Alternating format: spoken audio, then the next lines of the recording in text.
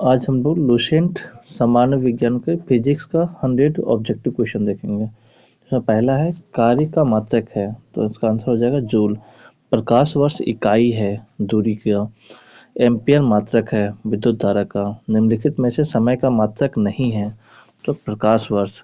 Parsec इकाई है दूरी का। निम्नलिखित में से कौन सा सुमेलित नहीं है, तो इसका आंसर हो जाएगा आंसर डी सेल्सियस ऊष्मा की इकाई। लुमेन किसका मात्रक है, तो इसका हो जाएगा ज्योति फ्लक्स का। पास्कल इकाई है, तो हो जाएगा दाब का। कैंडिला मात्रक है, कैंडिला मात्रक हो जाएगा ज्योति दाब का।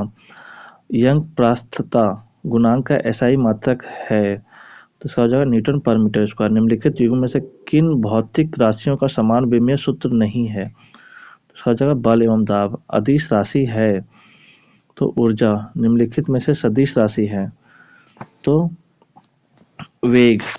पदार्थ के संवेग और वेग के अनुपात में कौन सी भौतिक राशि की प्राप्त की जाती है, तो उसका हो जाएगा द्रव्यमान। शून्य में स्वतंत्र रूप से गिरने वाली वस्तुओं का क्या हो जाएगा, समान त्वरण होता है। जब 2 kg वाले द्रव्यमान 5 न्यूटन पर का बल लगाया जाता है तो उत्पन्न होने वाला त्वरण होगा, तो ये हो जाएगा 2.5 मीटर पर सेकेंड स्क्वायर। अब हम लोग जाएंगे 70 नंबर क्वेश्चन में। किसी भी स्थिर या गतिशील वस्तु की स्थिति और दिशा में तब तक कोई भी परिवर्तन नहीं किया जा सकता जब तक उस पर कोई बाह्य बल सक्रिय ना हो। यह है, तो यह न्यूटन के गति का विस्मक प्रथम नियम है। रॉकेट डैश के सिद्धांत पर कार्य करता है, तो ये किसके सिद्धांत पर कार्य करता है, तो संवेग संरक्षण के सिद्धांत पर। अश्व यदि एकाएक चलना प्रारंभ कर दे तो यह अश्वारोही के गिरने का आशंका का कारण है, तो इसका क्या कारण हो जाएगा, तो विश्राम जरूरत। चलती हुई बस पर अचानक ब्रेक लगाती है तो उसमें बैठे हुए यात्री आगे की दिशा में गिरते हैं। इसको किसके द्वारा समझाया जा सकता है, तो ये जो न्यूटन का पहला नियम के द्वारा। बल का गुणनफल है, तो बल का गुणनफल हो जाएगा द्रव्यमान और त्वरण। शरीर का वजन ध्रुवों पर अधिकतम होता है। किसी मनुष्य का भार पृथ्वी पर यदि 100 न्यूटन है तो चंद्रमा पर उसका भार कितना होगा, 600 न्यूटन है तो चंद्रमा पर भार उसका हो जाएगा 100 न्यूटन। उसके बाद 23 नंबर क्वेश्चन, 23 नंबर हो गया। 24 नंबर, पृथ्वी की सतह पर किसी का भार 29.4 न्यूटन है तो इसका द्रव्यमान कितना हो जाएगा, तो 3 किलोग्राम हो जाएगा। और उसका 25 नंबर, एक अंतरिक्ष यात्री पृथ्वी के तल की तुलना में चंद्र के तल पर अधिक ऊंची छलांग लगा सकता है। क्यों कर सकता है ऐसा, तो चंद्र तल पर गुरुत्वाकर्षण बल पृथ्वी के तल की तुलना में अत्यल्प है, मतलब कम है। 1 किलोग्राम राशि का वजन कितना होता है, तो इसका हो जाएगा 10 न्यूटन। जड़त्व आघूर्ण या कोणीय त्वरण का गुणनफल होता है, तो इसका हो जाएगा टॉर्क। क्या हो जाएगा, टॉर्क। अब हम लोग आएंगे 28 नंबर। इसमें कहता है जल के आयतन में क्या परिवर्तन होगा यदि तापमान 9 डिग्री सेल्सियस से गिराकर 3 डिग्री सेल्सियस कर दिया जाता है, तो इसका क्या हो जाएगा, तो आयतन पहले घटेगा और बाद में बढ़ेगा। एक बीकर में पानी पर बर्फ तैर रही है, जब बर्फ पूर्णतः पिघल जाएगा तो बीकर में पानी का तल क्या होगा, तो क्या हो जाएगा, उतना ही रहेगा। जब किसी बोतल में पानी भरा जाता है तो उसे जमने दिया जाता है तो बोतल टूट जाता है। क्यों ऐसा होता है, तो पानी जमने पर फैलता है, इसलिए ऐसा होता है।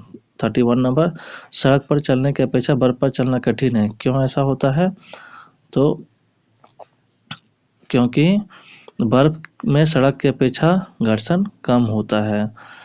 अब उसके बाद 32 नंबर, एक नदी में चलता हुआ जहाज समुद्र में आता है तब जहाज क्या हो जाएगा, तो थोड़ा क्या हो जाएगा, ऊपर आएगा।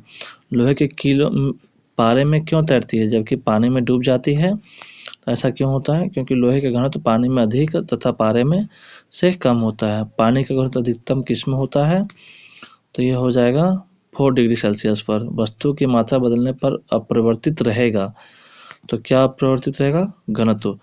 समुद्र में पलवन करते आइसबर्ग का कितना भाग समुद्र की सतह से ऊपर रहता है, तो 1/10 भाग। बर्फ के 2 टुकड़ों को आपस में दबाने पर टुकड़े आपस में चिपक जाते हैं। क्यों ऐसा होता है, क्योंकि दाब अधिक होने से बर्फ का गलनांक घट जाता है।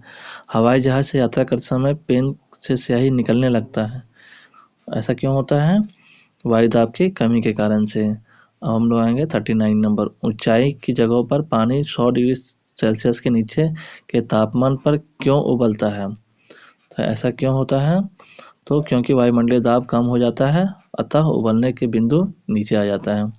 साबुन के बुलबुले का अंदर का दाब क्या होता है? वायुमंडलीय दाब से अधिक होता है। वायु दाब मापी की रीडिंग में अचानक गिरावट इस बात की संकेत करती है कि मौसम क्या होगा? तो तूफानी होगा। प्रेशर कुकर पर खाना जल्दी पकता है, क्यों? क्योंकि अधिक दाब पर पानी अधिक तापक्रम पर उबलने लगता है। हाइड्रोजन से भरा रबड़ का गुब्बारा ऊपर वायु में ऊपर जाकर फट जाता है,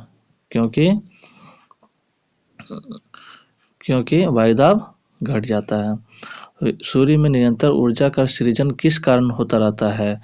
तो नाभिकीय संलयन के कारण। चाबी भरी घड़ी में कौन सी ऊर्जा होती है?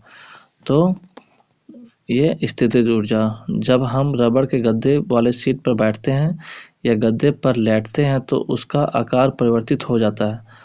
ऐसे पदार्थ में पाया जाता है। तो क्या पाया जाता है? स्थितिज ऊर्जा। निम्नलिखित में से किसमें गतिज ऊर्जा नहीं है? तो किसमें गतिज ऊर्जा नहीं है? तो खींचा हुआ धनुष में। जब एक वस्तु की गति दुगुनी हो जाती है तो उसकी गतिज ऊर्जा क्या होगा? चौगुनी हो जाएगी। निम्नलिखित में से कौन सा नियम इस कथन का वैध ठहराता है कि द्रव्यमान का ना तो सृजन किया जा सकता है और ना ही विनाश किया जा सकता है? तो यह है ऊर्जा संरक्षण का नियम। 49 कंप्लीट हो गया। अब हम लोग आएंगे 50 नंबर में। 50 नंबर क्वेश्चन कहता है, साइकिल चलाने वाला मोड़ लेते समय क्यों झुकता है? तो वह झुकता है ताकि गुरुत्व केंद्र आधार के अंदर बना रहे, वह गिरने से बचेगा। 51 नंबर, दूध से क्रीम निकालने में कौन सा बल लगता है? तो ये अपकेंद्रीय बल लगता है। जब एक पत्थर को चांद की सतह से पृथ्वी तक लाया जाता है तो क्या होता है? इसका भार बदल जाएगा परंतु द्रव्यमान नहीं बदलेगा। किसी लिफ्ट में बैठे हुए व्यक्ति का अपना भार कब अधिकतम मालूम पड़ता है? तो कब यह अधिकतम मालूम पड़ता है? तो इसका जब लिफ्ट त्वरित गति से ऊपर जा रही हो।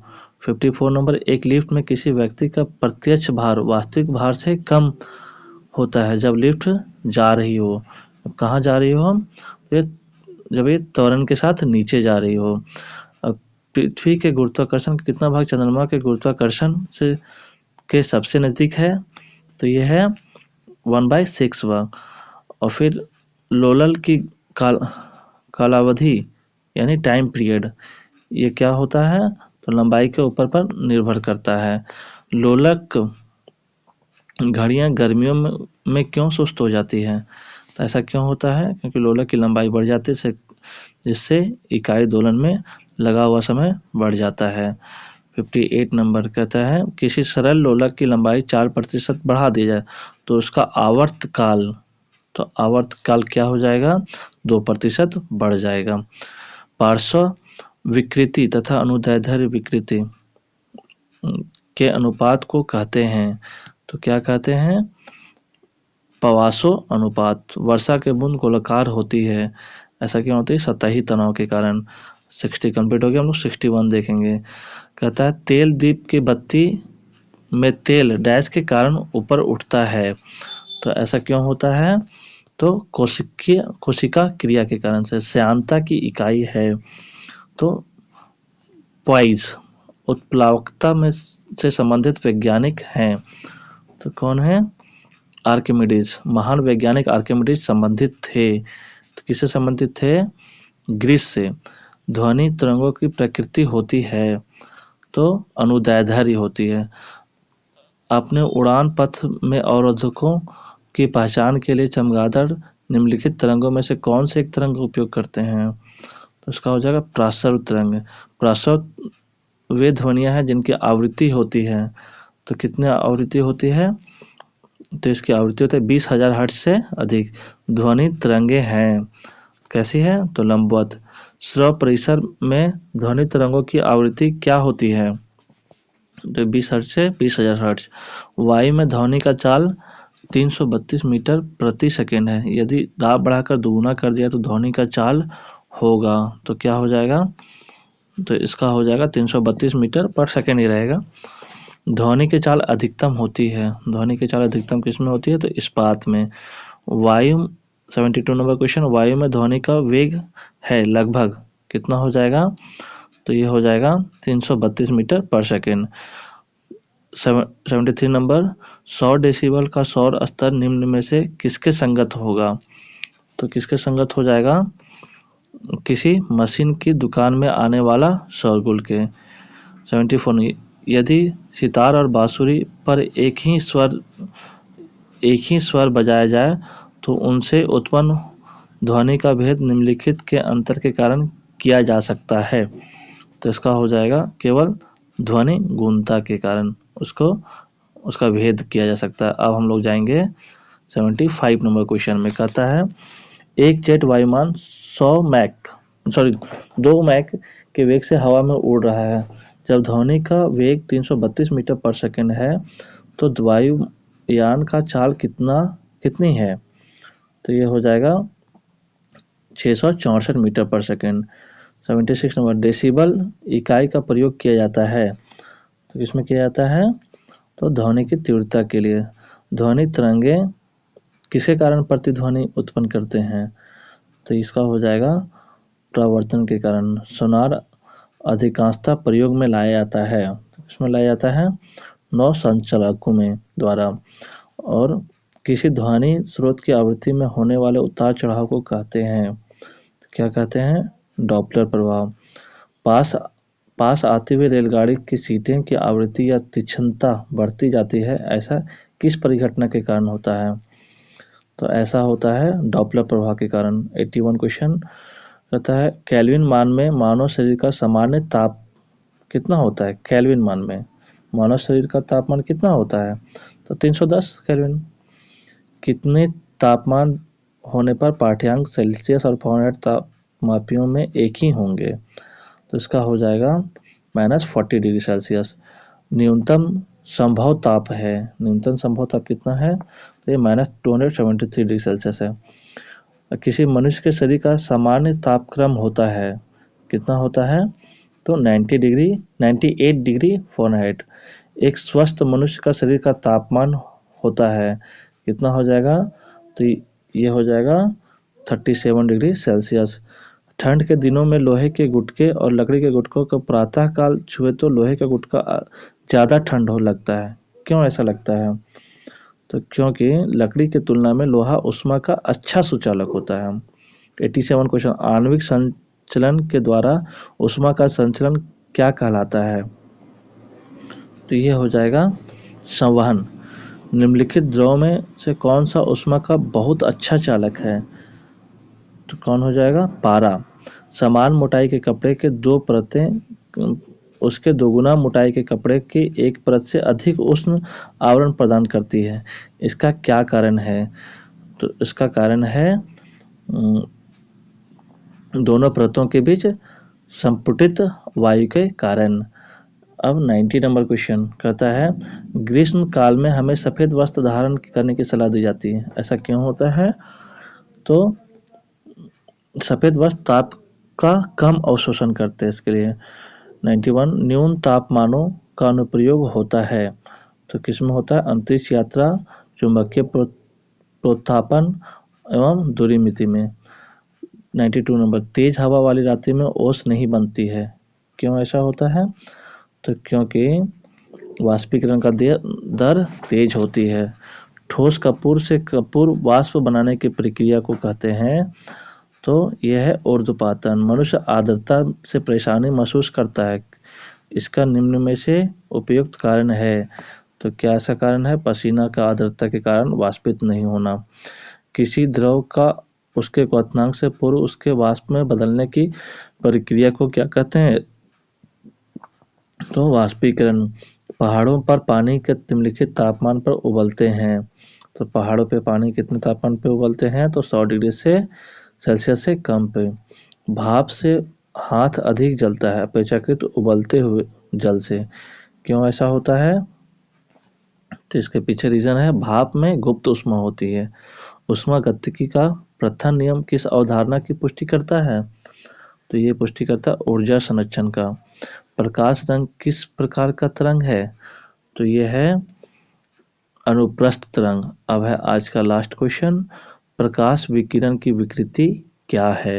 यह है 100वां क्वेश्चन, इसका आंसर हो जाएगा तरंग एवं कण दोनों के समान होती है। अब उसके बाद नेक्स्ट जो है उसको हम लोग नेक्स्ट वीडियो में देखेंगे। तब तक थैंक यू।